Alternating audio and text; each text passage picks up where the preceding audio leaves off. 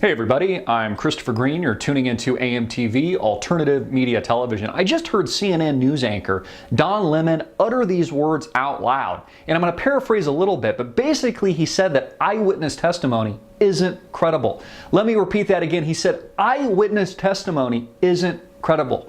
This dumb shit who happens to work for CNN actually disproved his own narrative, his own bullshit narrative about Michael Brown live on air and live on camera, essentially saying the friend of Michael Brown who provided the so-called evidence, even though there hasn't been a trial, no one's been to court, and the police officer hasn't had a chance to explain his side of the story yet. But again, who cares about the Constitution? Don Lemon pointing out that the narrative and that the eyewitness testimony coming from Michael Brown's friend is just total bullshit because it's not credible.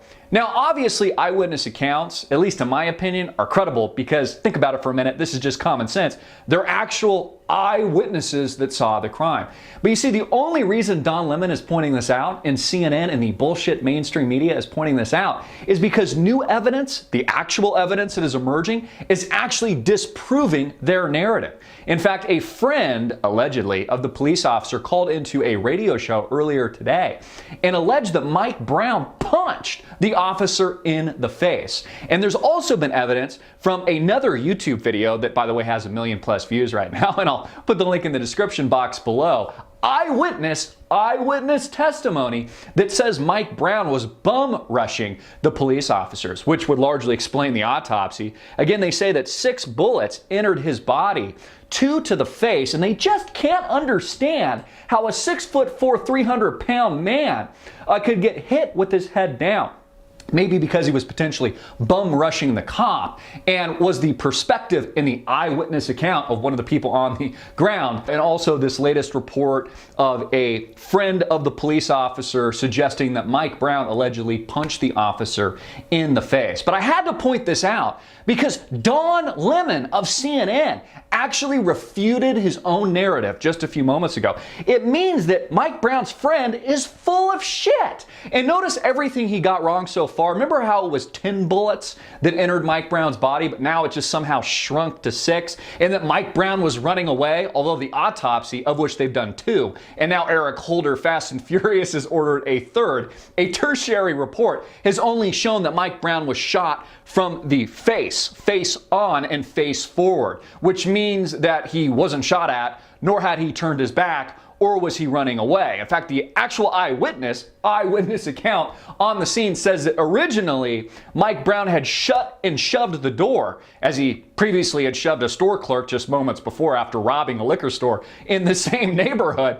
But they had pushed the officer back into his vehicle, slammed his door, then ran away. And when the officer pulled his gun and said, "Freeze!"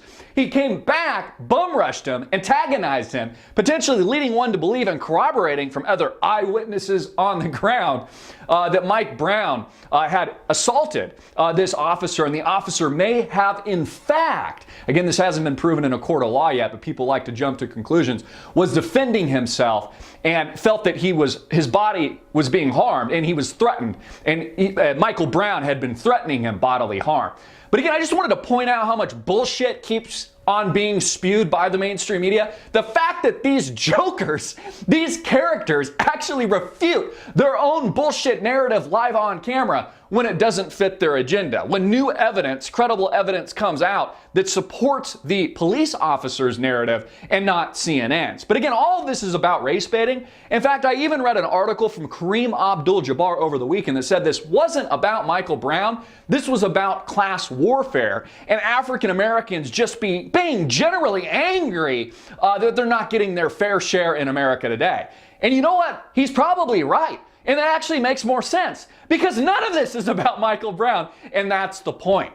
It's about martial law, folks. It's about you giving up your rights. It's a divide and conquer strategy being implemented by the mainstream media. And while Americans look this way, Obama goes this way. And you slowly bleed your rights to the regime that makes up the U.S. federal government and the mainstream media bought and paid for status agenda. I'm Christopher Green. Get it out everywhere. Make it viral. Hard hitting it in your face. And click the link below to support our sponsor.